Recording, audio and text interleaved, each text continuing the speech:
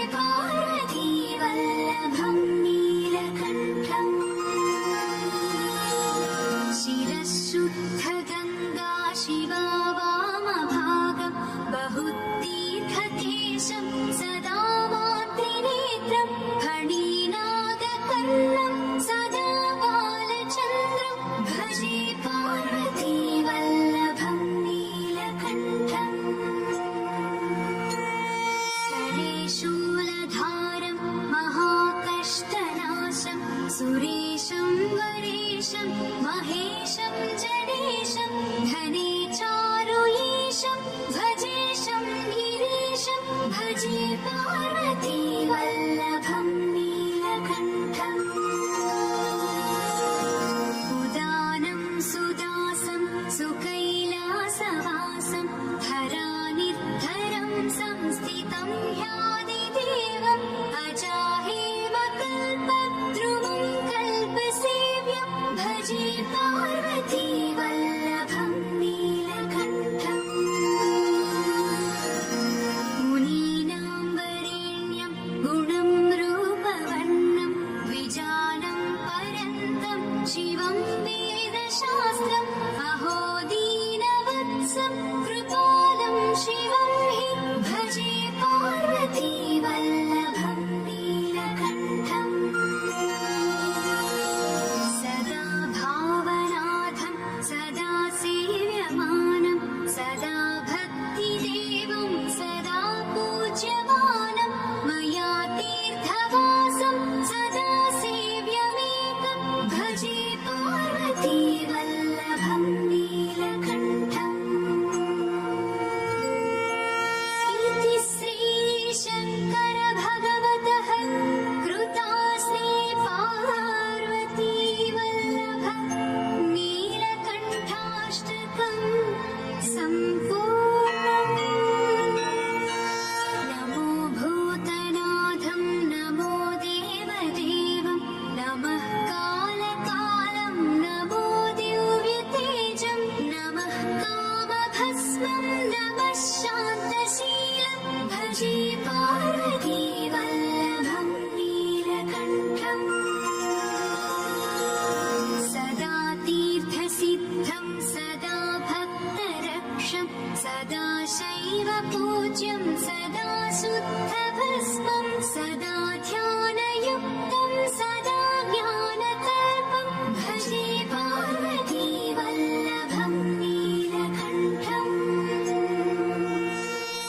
वसानं भयानं महास्थानवासं शरीरं गजानां सदा चर्मवेष्टं पिशाचं विशोचं पशूनां प्रतिष्ठं भजे पार्वती वल्लभं नीलकण्ठम्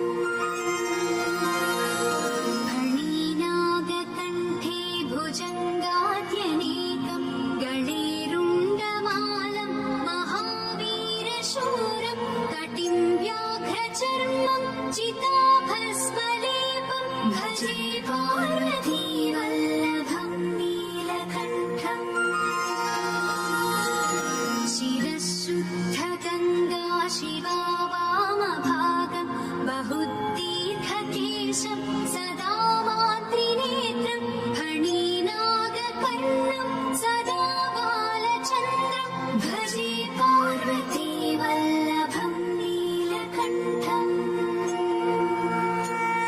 करे शूलधारं महाकष्टनाशं सुरेशं वरेशं महेशं जनेशं धने चारुईशं भजेशं गिरीशं भजे पार्वती वल्लभं नीलकण्ठम्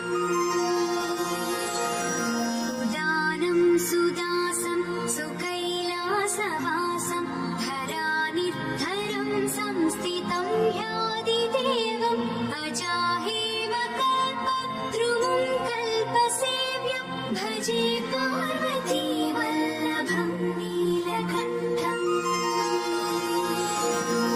मुनीनां वरेण्यं गुणं रूपवर्णं द्विजानं परन्तं शिवं वेदशास्त्रम् अहो दीनवत्सं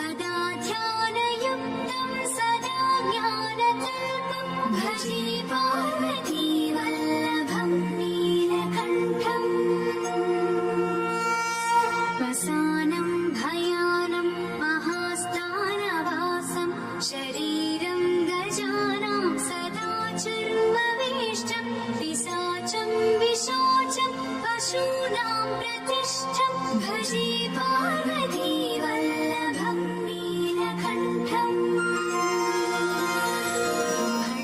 फणिनागकण्ठे भुजङ्गाद्यनेकं गणेरुण्डमालं महावीरशूरं कटिं व्याघ्रचर्मं चिताभस्मलेपं भजे पार्वती वल्लभं नीलकण्ठम् शिरःशुद्धगङ्गा शिवा वामभागं बहुतीर्थकेशं सदा मातृनेत्रं फणिनागकर्णं सदा बालचन्द्रं भजे पार्वती वल्लभं नीलकण्ठम् करे शूलधारं महाकष्टनाशं सुरेशं वरेशं महेशं जनेशं धने चारुलीशं भजेशं गिरीशं भजे पार्वती वल्लभं नीलकण्ठम्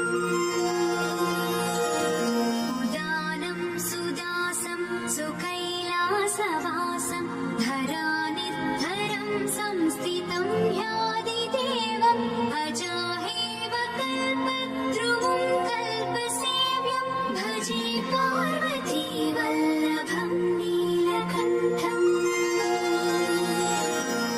मुनीनां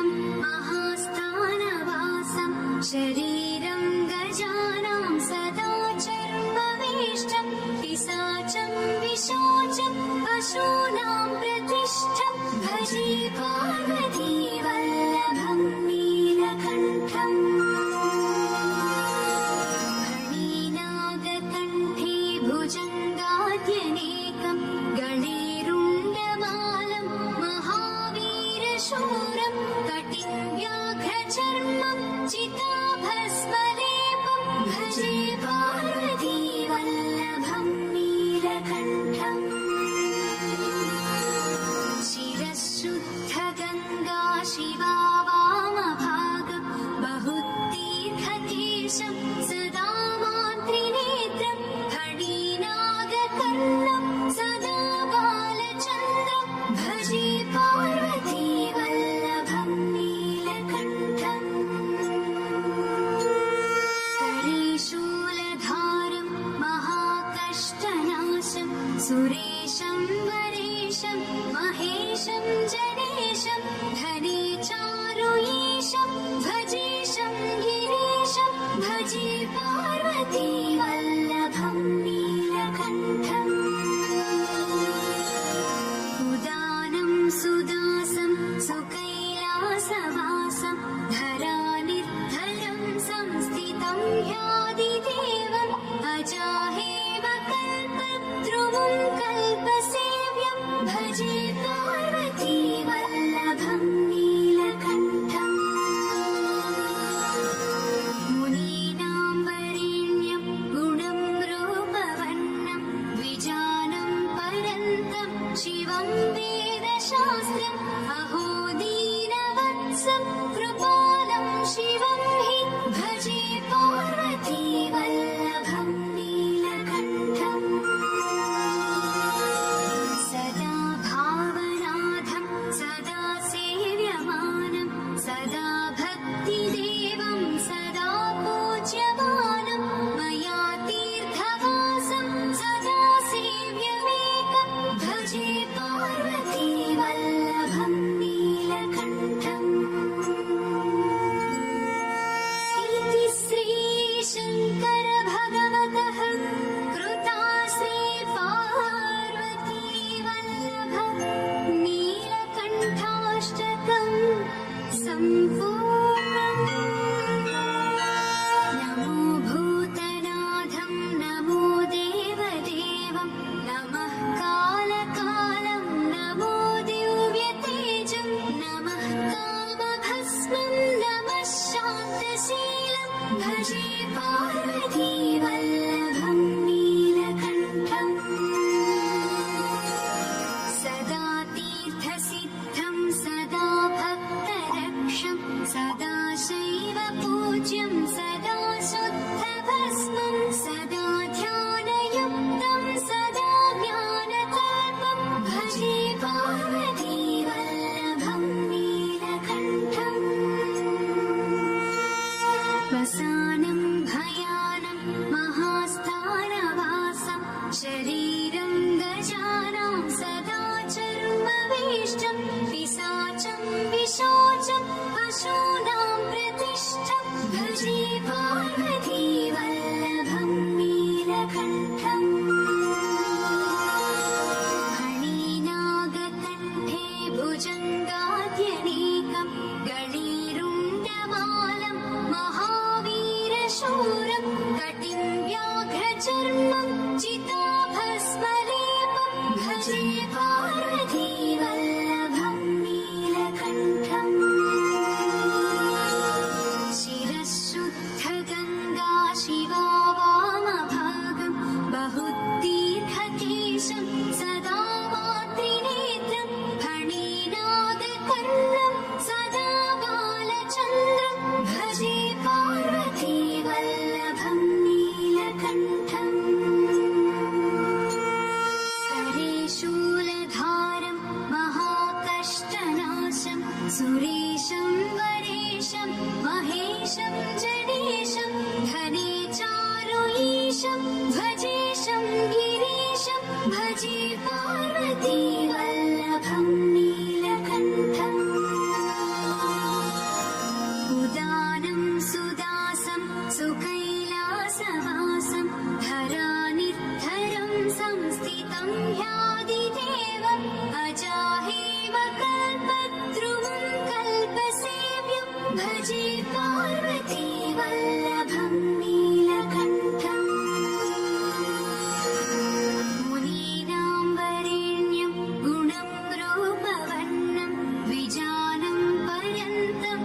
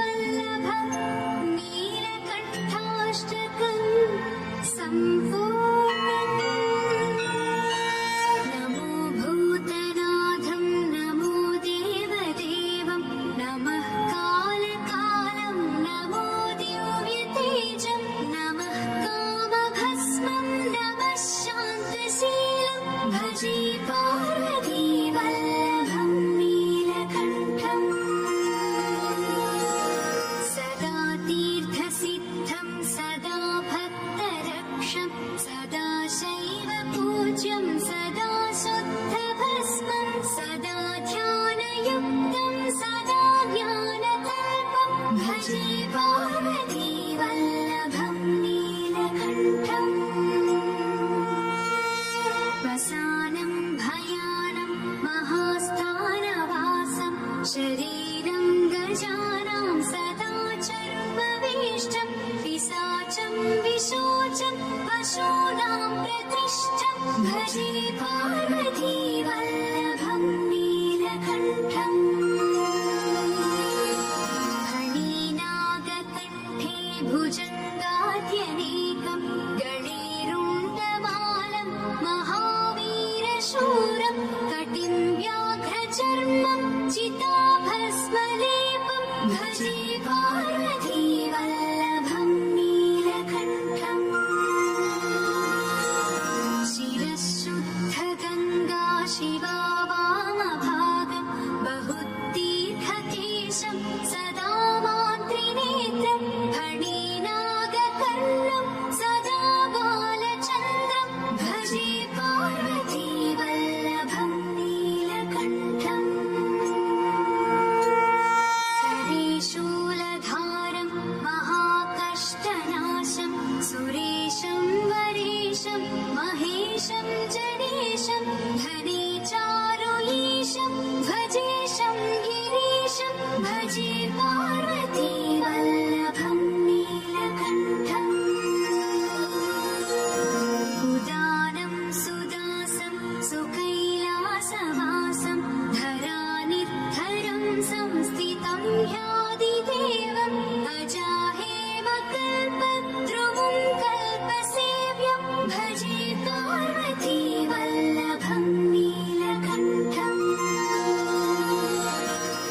मुनीनां वरेण्यं गुणं रूपवर्णं द्विजानं परन्तं शिवं वेदशास्त्रम् अहो दीनवत्सं कृपालं शिवं हि भजे पार्वती वल्लभं नीलकण्ठम्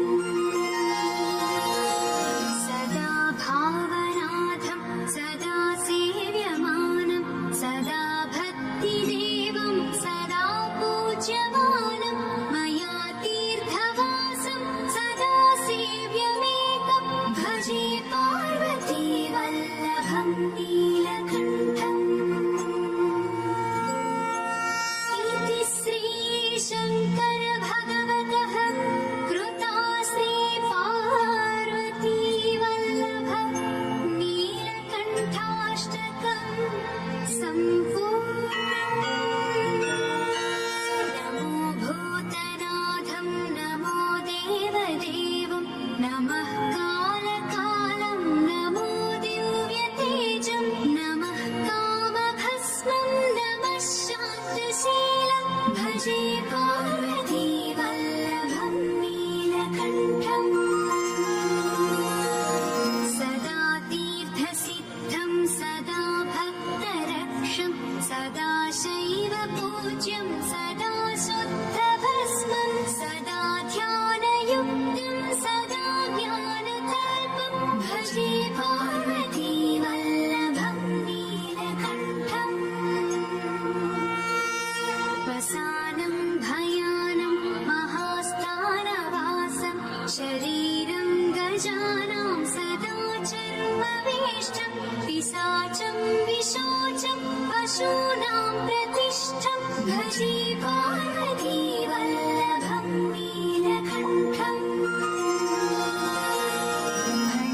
फणिनागकण्ठे भुजङ्गाद्यनेकं गणेरुण्डमालं महावीरशूरं कटिं व्याघ्रचर्मं चिताभस्मलेपं भजे पार्वती वल्लभं नीलकण्ठम् शिरःशुद्धगङ्गा शिवा वामभागं बहुतीर्थकेशं सदा मातृनेत्रं फणिनागकर्णं सदा बालचन्द्रं भजे पार्वती वल्लभं नीलकण्ठम् करे शूलधारं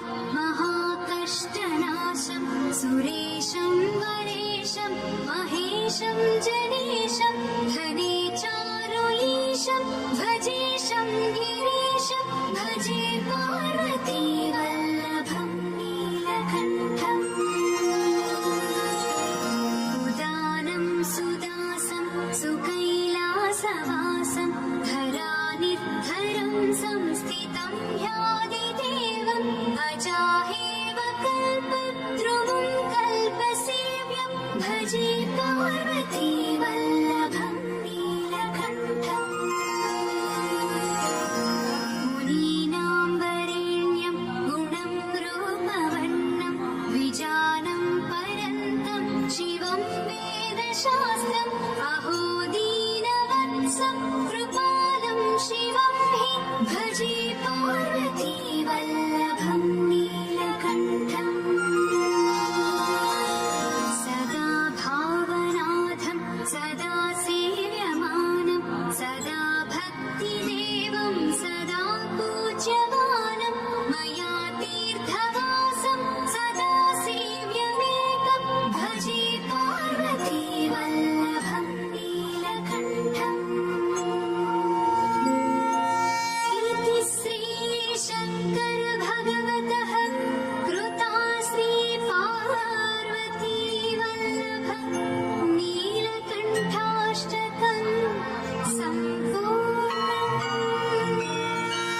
नमो भूतनाथं नमो देवदेवं नमः कालकालं नमो दिव्यतेजं नमः कामभस्मं नमः शान्तशीलं भजे पार्वतीवल्लभं नीलकण्ठम् सदा तीर्थसिद्धं सदा भक्तरक्षं सदा शैवपूज्यं सदा शुद्धभस्मं सदा ध्यानयुक्तं सदा ज्ञानकल्पं भजे पार्वतीवल्लभं नीलकण्ठम्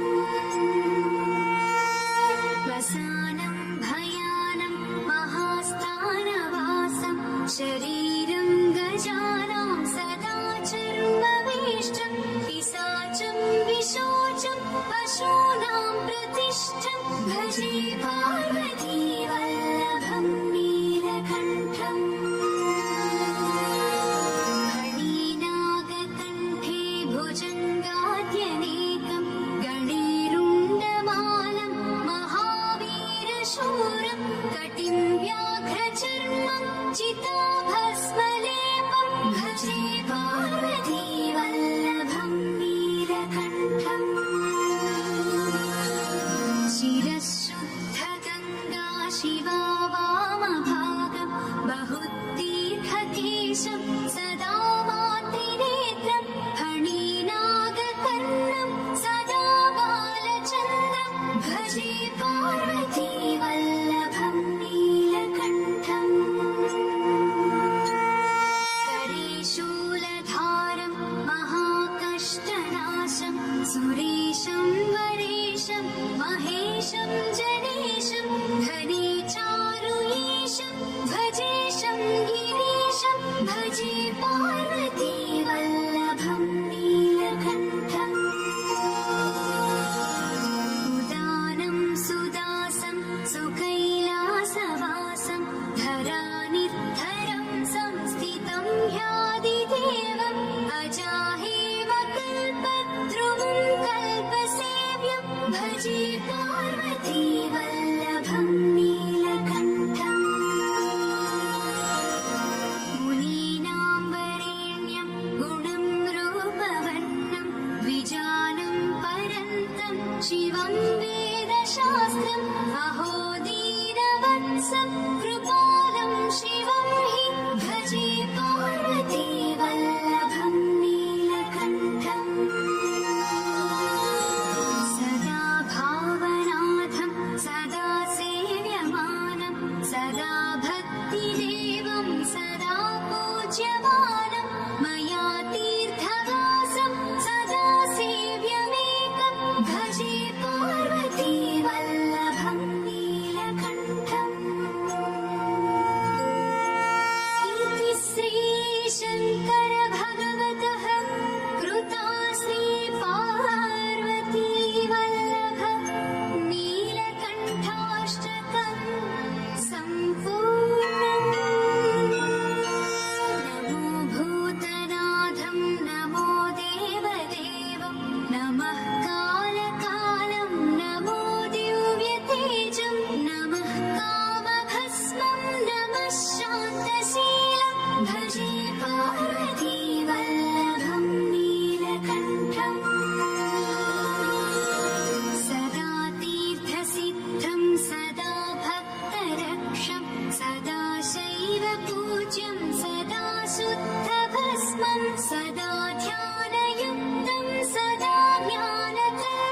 भजे पार्वती वल्लभं नीलकण्ठम् रसानं भयानं महास्थानवासं शरीरं गजानां सदा चर्मवेष्टं पिशाचं विशोचं पशूनां प्रतिष्ठं भजे पार्वती वल्लभं नीलकण्ठम् फणीनागकण्ठे भुजङ्गाद्यनेकं गणेरुण्डमालं महावीरशूरं कटिं व्याघ्रचर्मं चिताभस्मलेपं भजे पार्वती वल्लभं